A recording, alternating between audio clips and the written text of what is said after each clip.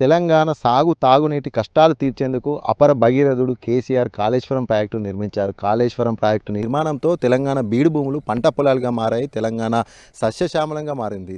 తెలంగాణలో సాగు దండగా అనే నానుడి నుండి పండగ అనే అటువంటి వాతావరణం కలిగింది అంటే కూడా కాళేశ్వరం ప్రాజెక్టు నిర్మాణమైన చెప్పుకోవచ్చు. కాళేశ్వరం ప్రాజెక్టు నిర్మాణంతో సుమారుగా 20,30,000 ఎకరాలకు కాళేశ్వరం నీళ్లు అందుతున్నాయి. కాళేశ్వరం ప్రాజెక్టు నిర్మాణంతో తెలంగాణ సస్యశ్యామలంగా మారింది. కాళేశ్వరం ప్రాజెక్టు అంటే కేవలం మేడిగడ్డ మాత్రమే కాదు, 3 బ్యారేజీలు, 15 రిజర్వాయర్లు, 21 పంప్ హౌజులు, అలాగే 200 కిలోమీటర్ల టన్నెల్ మార్గాలు, 1500 కిలోమీటర్ల గ్రావిటీ కెనాల్స్, 140 టీఎంసీల నీటి స్టోరేజ్, 240 టీఎంసీల నీటి వినియోగం, ఇవన్నీ కలిపితేనే కాళేశ్వరం ప్రాజెక్టు. కాళేశ్వరం ప్రాజెక్టు నిర్మాణంతో తెలంగాణ సస్యశ్యామలంగా మారిందనేది వాస్తవం అని చెప్పుకోవచ్చు. అంతేకాకుండా కాళేశ్వరం నిర్మాణంతో సస్యశ్యామలంగా మారే భూగర్భ జలాలు కూడా పెరిగినటువంటి పరిస్థితి. గతంలో కాళేశ్వరం నిర్మాణం లేనప్పుడు ఇక్కడ ఉన్నటువంటి రైతాంగం అంతా కూడా నీళ్ళ కోసం ఏడ్చినటువంటి పరిస్థితి, తాగునీరు లేక సాగునీరు లేక అల్లాడినటువంటి పరిస్థితి. పెద్దపల్లి జిల్లా వ్యాప్తంగా కూడా కాళేశ్వరం జలాలు పూర్తి స్థాయిలో ఫలించడం జరిగింది. అంతేకాకుండా భూగర్భ జలాలు కూడా పెరిగాయి. 800 ఫీట్ల లోతులో ఉన్నటువంటి నీళ్లు కాళేశ్వరం కారణంగా 300 ఫీట్లకే నీళ్లు బోర్లు వేస్తే కూడా 300 ఫీట్లకే నీళ్లు పడేటువంటి పరిస్థితి చేరిందంటే కూడా కాళేశ్వరం ప్రాజెక్ట్ అని చెప్పుకోవచ్చు. కాళేశ్వరం నిర్మాణంతో భూగర్భ జలాలు పెరిగాయి, కాలువలు నిండాయి, చెరువులు నిండాయి. వీటన్నిటి కారణంగా కూడా పెద్దపల్లి జిల్లా వ్యాప్తంగా కూడా సస్యశ్యామలమైంది. పెద్దపల్లి జిల్లాకు రైతాంగం కూడా సంతోషంగా 2 పంటలు పండించుకుంటారు. ఈ కాళేశ్వరం ప్రాజెక్టు తోటి పెద్దపల్లి జిల్లా కూడా పూర్తి స్థాయిలో సస్యశ్యామలంగా మారింది. పెద్దపల్లి ఉన్నటువంటి నియోజకవర్గాలు రామగుండం, మంతని, పెద్దపల్లి 3 నియోజకవర్గాల్లో కూడా పూర్తి స్థాయిలో కూడా భూగర్భ జలాలు పెరిగాయి. కాళేశ్వరం నీళ్ళ ద్వారా కూడా చెరువులన్నీ కూడా పూర్తి స్థాయిలో కూడా నింపుకోవడం జరిగింది. మండు టెండలో కూడా నీళ్లు ఉన్నటువంటి పరిస్థితి గతంలో కూడా చూడడం జరిగింది. కావాలనే ఒక కుట్రపూరితంగా మేడిగడ్డ కుంగినటువంటి పిల్లర్ సాకం చూపి పూర్తిగా కూడా 3 బ్యారేజీలు కూడా నీటిని వదిలేయడం జరిగింది. కాళేశ్వరం ప్రాజెక్టును ఎండగట్టడం జరిగింది. ఒక కుట్రపూరితంగా కేసీఆర్ నిర్మించాడు. ఒక గొప్ప పేరు వస్తున్నటువంటి పేరును బదనాం చేసే ఉద్దేశంతో కుట్ర చేసినటువంటి కాంగ్రెస్ సర్కారు పట్ల కూడా తీవ్రంగా రైతాంగం అంతా కూడా ఆగ్రహం వ్యక్తం చేస్తుంది. పెద్దపల్లి జిల్లా వ్యాప్తంగా కూడా 2,30,000 ఎకరాల కూడా సాగు కొనసాగుతుంది. ఈ యొక్క సాగు కూడా సుమారుగా 1,50,000 మంది రైతులు కూడా కాళేశ్వరం నీళ్లతోటి 2 పంటలు కూడా పూర్తి స్థాయిలో సంబరంగా కూడా పండించుకున్నటువంటి పరిస్థితులు కూడా కాళేశ్వరం ప్రాజెక్టుకి దక్కిందని చెప్పుకోవచ్చు. అంతేకాకుండా టైలెండ్ ప్రాంతాలకు కూడా నీళ్ళు అందినటువంటి పరిస్థితి అంటే కూడా కాళేశ్వరం నీళ్ళు అందడమే అని కూడా కారణం కూడా మనం చెప్పుకోవచ్చు. పార్వతి బ్యారేజ్ సుందిల్ల బ్యారేజ్ నుండి కూడా నీటిని లిఫ్ట్ చేయడం ద్వారా ప్రతిరోజు 3 టీఎంసీల నీటిని లిఫ్టింగ్ చేయడం ద్వారా ఎల్లంపల్లి నింపడం జరుగుతుంది.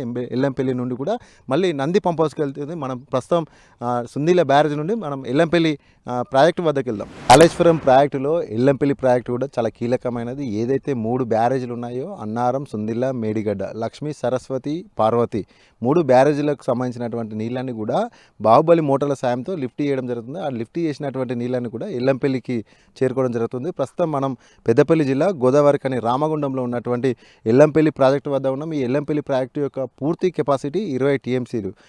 ఏదైతే సుందిల్ల బ్యారేజ్ నుండి అక్కడ గోలివాడ పంప్ హౌస్ ద్వారా అక్కడ ఉన్నటువంటి మోటార్ల సాయంతో 13 మోటార్ల సాయంతో 40 మెగావాట్ల కెపాసిటీ కలిగినటువంటి 14 మోటార్ల సాయంతో ఎల్లంపల్లికి నీటిని లిఫ్ట్ చేయడం జరుగుతుంది. లిఫ్ట్ చేసినటువంటి నీళ్లతోటి ఈ ఎల్లంపల్లి ప్రాజెక్టును నీటి స్టోరేజ్ చేస్తారు. ఈ యొక్క ఎల్లంపల్లి ప్రాజెక్టు కెపాసిటీ 20 టీఎంసీలు. ఇక్కడ నుండి కూడా ఆ గ్రావిటీ కెనాల్స్ ద్వారా ఈ యొక్క నీళ్ళని కూడా నంది మేడారం పంప్ హౌస్కి చేరుకుంటే అక్కడ పంప్ హౌస్ ద్వారా అక్కడ నుండి నంది రిజర్వాయర్కి, అక్కడ నుండి కూడా రామాడులో ఉన్నటువంటి ఆ గాయత్రి రిజర్వాయర్కి కూడా నీళ్ళు చేరుకుంటాయి. ఈ విధంగా కాళేశ్వరం ప్రాజెక్టుకు సంబంధించినటువంటి నీళ్ళని కూడా ఎత్తిపోతల పథకం ద్వారా 500 మీటర్ల ఎత్తుకు కూడా నీటిని ఎత్తిపోసే ఒక బృహత్తర ఒక పథకం అని కాళేశ్వరం చెప్పుకోవచ్చు. ఈ యొక్క ఎల్లంపల్లి ప్రాజెక్టుకు సంబంధించినటువంటి ఈ 20 టీఎంసీలు కూడా ఇక్కడ ఉన్నటువంటి సాగునీటి అవసరాలకు కూడా ఉపయోగపడుతుంది. అంతేకాకుండా ముఖ్యంగా హైదరాబాద్కి సంబంధించినటువంటి హైదరాబాదు నగర ప్రజల యొక్క దాహార్తిని తీర్చడానికి కూడా హైడ్రో మెట్రో వాటర్ సప్లై అనే స్కీమ్ కూడా ఇక్కడ నుండే వెళ్తుంది. ఇక్కడ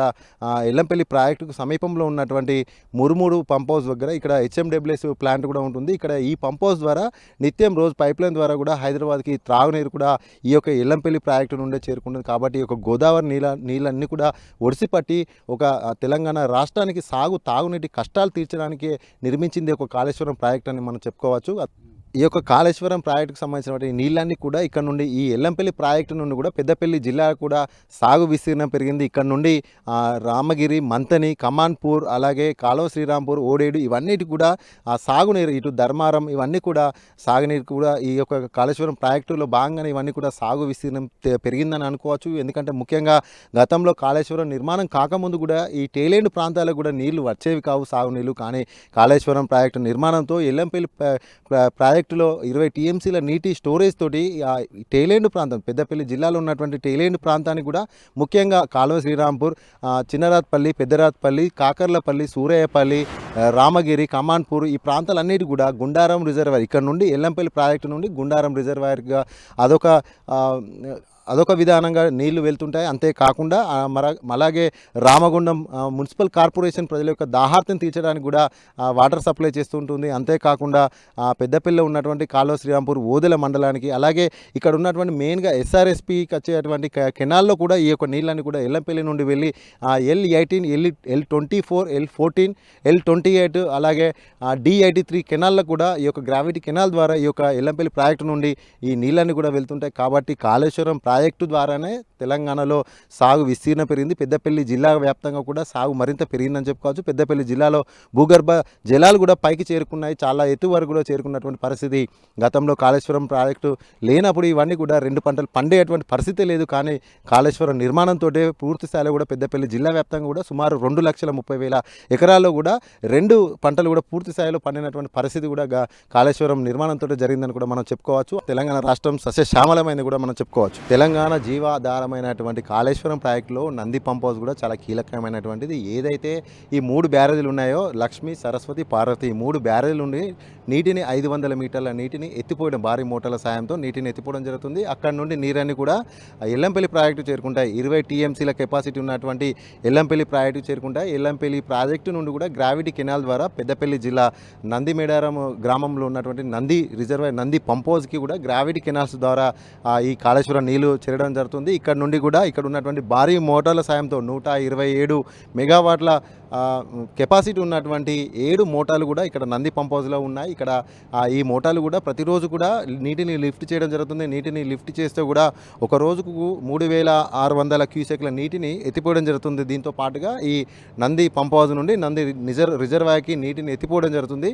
అక్కడ నుండి కూడా ఈ నంది రిజర్వాయర్ కెపాసిటీ కూడా 0.78 టీఎంసీలు ఉంటుంది. ఇక్కడ నుండి మళ్ళీ గ్రావిటీ కెనాల్స్ ద్వారా రామడుగు వద్ద ఉన్నటువంటి గాయత్రి రిజర్వాయర్ కూడా నీరు చేరుకుంటాయి. ఈ విధంగా కాళేశ్వరం ప్రాజెక్టు ఒక దశల వారీగా పైనుండి ఇక్కడ ఈ విధంగా స్టెప్ బై స్టెప్ ఈ విధంగా వస్తూ ఉంటుంది. కాబట్టి ఈ యొక్క మార్గంలో ఏదైతే ఈ 3 బ్యారేజీలు ఉన్నాయో, 3 బ్యారేజీల నుండి కూడా బ్యారేజ్ల ద్వారా నీటిని లిఫ్ట్ చేయడం, ఒక బ్యారేజ్ తర్వాత ఒక బ్యారేజ్, లక్ష్మి, సరస్వతి, పార్వతి 3 బ్యారేజ్ల నుండి నీటిని ఎత్తిపోయడం ద్వారా అక్కడ నుండి ఎల్లంపల్లి నిండుతుంది. ఎల్లంపల్లి నిండిన తర్వాత గ్రావిటీ కెనాల్స్ ద్వారా, అంటే అక్కడ ఎల్లంపల్లి నుండి కూడా ఆ పెద్దపల్లి జిల్లాకు సంబంధించినటువంటి సాగునీటి అవసరాలకు వినియోగిస్తూనే ఆ మిగతా నీటిని కూడా గ్రావిటీ కెనాల్స్ ద్వారా నందిమేడారం, ధర్మారం మండలం నందిమేడారంలో ఉన్నటువంటి నంది రిజర్వాయర్, నంది పంప్ హౌస్కి చేరుకుంటా ఇక్కడ ఉన్నటువంటి భారీ మోటార్ల సాయంతో లిఫ్ట్ చేయడం జరుగుతుంది. నంది రిజర్వాయర్ అక్కడ నుండి మళ్ళీ రామడుగు గాయత్రి రిజర్వాయర్కి కూడా ఈ విధంగా కాళేశ్వరం నీళ్ళని కూడా చేరుతుంటాయి. ఈ విధంగా కాళేశ్వరం నీళ్ళన్నీ కూడా దశల వారీగా కూడా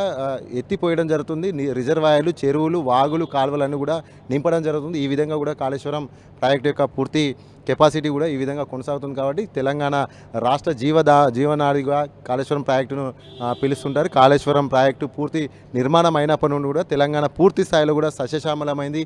బీడుబారిన భూములన్నీ కూడా పచ్చడి పొలాలతో సస్యశ్యామలంగా మారాయి. పెద్దపల్లి జిల్లా వ్యాప్తంగా కూడా ఈ కాళేశ్వరం ప్రాజెక్టుతో కూడా సాగు విస్తీర్ణం మరింత పెరిగింది. అలాంటి కాళేశ్వరం ప్రాజెక్టు ఏదో మేడిగడ్డలో ఉన్నటువంటి 2 పిల్లర్లు కుంగినటువంటి సాకుని ఒక విధంగా చూపిస్తూ కూడా పూర్తి కాళేశ్వరం ప్రాజెక్టును కూడా ఎండబెట్టడం జరుగుతుంది. ఒక మేడిగడ్డ బ్యారేజ్ కనుక ఒకవేళ కనుక డ్యామేజ్ ఉంటే ఆ యొక్క మేడిగడ్డ బ్యారేజ్ను వదిలిపెట్టాలి. కానీ పైన ఉన్నటువంటి లక్ష్మి, సరస్వతి, సుందిల్లా, అన్నారం 2 బ్యారేజ్లు కూడా ఏం చేశాయి, వీటిలో నీళ్ళు ఎందుకు కూడా స్టోరేజ్ చేయలేదు అంటూ కూడా రైతాంగం అంతా ప్రశ్నిస్తుంది. ఈ యొక్క నీటిని కిందికి వదిలేయడం కావాలని కేసీఆర్ పైన కుట్ర కుట్రపూరితంగా కేసీఆర్కి వచ్చుతున్నటువంటి పేరుని బదనాం చేయడం ఒక కంకణంగానే కాంగ్రెస్ పార్టీ ఈ కాళేశ్వరం ప్రాజెక్టును పూర్తి స్థాయిలో కూడా నాశనం చేసింది, ఎండబెట్టింది, గోదావరి ఎండిపోయింది. కాబట్టి ఈ గడిచిన ఏసంగి పంట కూడా పూర్తి స్థాయిలో పంట కూడా పండలేదు. పెద్దపల్లి జిల్లానే కాదు తెలంగాణ రాష్ట్ర వ్యాప్తంగా కూడా ఈ యొక్క కాళేశ్వరం నీళ్లు సుమారుగా 30 లక్షల ఎకరాలకు నీళ్ళు అందుతుంటాయి. కాబట్టి ఈ నీరంతా కూడా కాళేశ్వరం ప్రాజెక్టును ఎండబెట్టడంతో సాగు తగ్గింది. పెద్దపల్లి జిల్లాలో కూడా